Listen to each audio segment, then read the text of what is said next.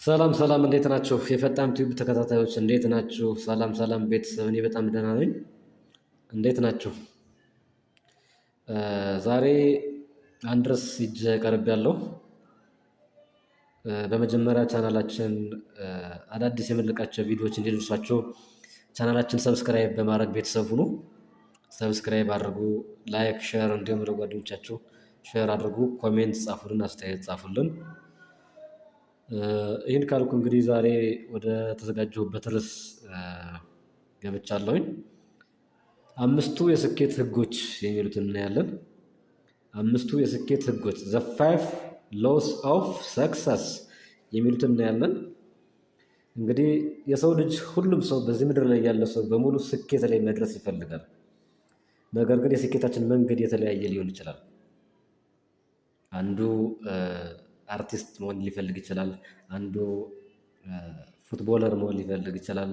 አንደኛው መምህር መሆን ሊፈልግ ይችላል። አንደኛው ዶክተር፣ አንደኛው ቢዝነስማን፣ አንደኛው በመንፈሳዊ ህይወቱ የተሻለ መሆን ይፈልጋል።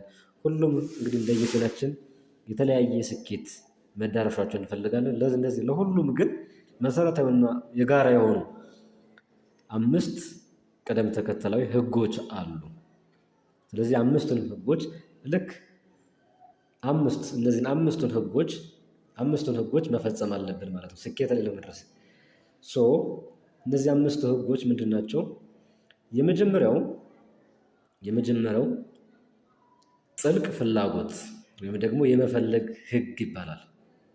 ዘ ላው ኦፍ በርኒንግ ዲዛየር፣ የመፈለግ ህግ። አንድን ነገር ከልብ ከፈለገው ታገኘዋለህ። አንድን ነገር ከልብ ከፈለግሽው ታገኘዋለሽ። መፈለግ ማለት እንዲሁ መፈለግ ዝም ብሎ እፈልጋለሁ ማለት በቃል ደረጃ ወይም ደግሞ እፈልጋለሁ እያሉ ማውራት ብቻ ሳይሆን ከልብ መፈለግ። ከልብ የፈለገ ሰው ምንም አይነት ይሉኝታ ሳይኖረው ወይም ደግሞ ሳይፈራ ያን ነገር ለማድረግ ይወስናል፣ ያደርጋል። ስለዚህ መፈለግ የመጀመሪያው ስቴፕ ነው ማለት ነው። የመፈለግ ህግ ዘ ላው ኦፍ በርኒንግ ዲዛየር። ልክ መፈለግ ስንል አንድ ሰው የራበው ሰው ምግብ ለመብላት በጣም የራበው ሰው እንዴት ነው የሚፈልገው ያን ምግብ ለማግኘት? እንደዚህ አይነት ፍላጎት፣ ጽኑ ፍላጎት፣ ጥልቅ ፍላጎት ካለን ያንን ነገር እናገኘዋለን ወይም ደግሞ እናደርገዋለን፣ እንደርስበታለን። የምንፈልገውን ነገር የኛ ማድረግ እንችላለን ማለት ነው። ሁለተኛው የእምነት ህግ ነው። ማመን። እምነት ሲባል ሃይማኖት ወይም ደግሞ ሌላ ነገር ምናምን ማለት አይደለም። ማመን ማለት የምንፈልገውን ነገር እንደምናገኝ እርግጠኛ መሆን ወይም ደግሞ የምንፈልገውን ነገር ማግኘት የምንፈልገውን ነገር እንዳገኘው ነው ማሰብ ወይም እንደምናገኘው ማሰብ ማመን ነው። ማመን የማመን ህግ።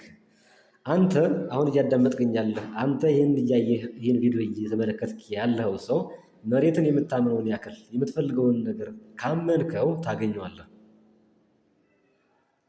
መሬትን የምታምነውን ያህል ልክ በመሬት ስትሄድ ስትንቀሳቀስ አልወድቅም ብለህ ታምናለህ። እወድቃለሁ ብለህ አትሰጋም። እንደዛ ሁሉ ካመንከው ታገኘዋለህ። ይህ የእምነት ህግ ይባላል። ዘ ላው ኦፍ ቢሊፍ፣ የእምነት ህግ። ማመን ማለት ይሄ ነው። ሶስተኛው የቀና አመለካከት ህግ ይባላል። ዘ ላው ኦፍ ፖዚቲቭ አቲቲዩድ። አመለካከት እንግዲህ አቲቲዩድ ማለት ወይም ደግሞ አመለካከት ማለት እንግዲህ እንዴት ነው ለራሳችን እንዴት ነው የምንመለከተው ነገር፣ ራሳችን እንዴት ነው የምናየው፣ እንዲሁም አስተሳሰባችን ምን ይመስላል። ዓለምን ከመቀየር በፊት የመጀመሪያ አመለካከትን ወይም አስተሳሰብን ቀይር። አቲቲዩድ የሚለው ቃል በእንግሊዝኛ ATTITUDE፣ እነዚህ እያንዳንዳቸውን ፊደላት ስትደምሯቸው 100 ይመጣሉ። ATTITUDE እያንዳንዳቸውን ስትደምሯቸው 100 ይመጣሉ። ምንድነው የሚያመለክተው? 100 ብዙ እንደ ሙሉ ነው የሚቆጠረው። ስለዚህ ስኬት ላይ እንደምንደርስ አመለካከታችን ከቀየርን ማንኛውም ነገር መቀየር እንችላለን ማለት ነው። ቀና አመለካከት ፖዚቲቭ አቲቲዩድ። ለምሳሌ አንድ ሰው ስልክ ደውልለት ካላነሳ ምንድነው ያላነሳ ወይም ጠልቶኝ ነው ወይም አልፈልገኝ ብሎ ከማሰብ ይልቅ ስልኩ ቻርጅ ላይ ሊሆን ይችላል፣ ላያየው ይችላል። የሆነ ነገር ፖዚቲቭ ቀናውን ማሰብ እሱ በጣም ጥሩ ነገር ነው። ቀና አመለካከት ማጎልበት መቻል አለብን ማለት ነው። ስኬት ላይ ለመድረስ ፖዘቲቭ አቲቭ፣ ሁልጊዜም ቀና አመለካከት፣ ሁልጊዜም ቢ ፖዘቲቭ ቢ ፖዘቲቭ። ኦኬ አራተኛው ላይ ደርሰናል። አራተኛው ዘላው ኦፍ ዋት መጀመር ወይም ደግሞ ዘላው ኦፍ ጌቲንግ ስታርት የመጀመር ህግ። ዘላው ኦፍ ጌቲንግ ስታርት ዘላው ኦፍ መጀመር የመጀመር ህግ። ተግባር ተግባር ተግባር ተግባር አሁንም ተግባር ተግባር። አሁን ተግባር ያለ ተግባር አንዲት ነገር ጠብ የሚል ነገር አይኖርም። አንድን ነገር ስኬት ላይ መድረስ ፈልገህ የሆነ ነገር ማሳካት ፈልገህ ተግባር ከሌለ ህልም ቅዠት ይሆናል ማለት ነው። ኢሉዥን ይሆናል። ተግባር እንደውም እኔ ብዙ ጊዜ ምንድነው ከሁሉም ተግባር በቃ መሞከር ከዛ ስኬት ላይ ትደርሳለህ።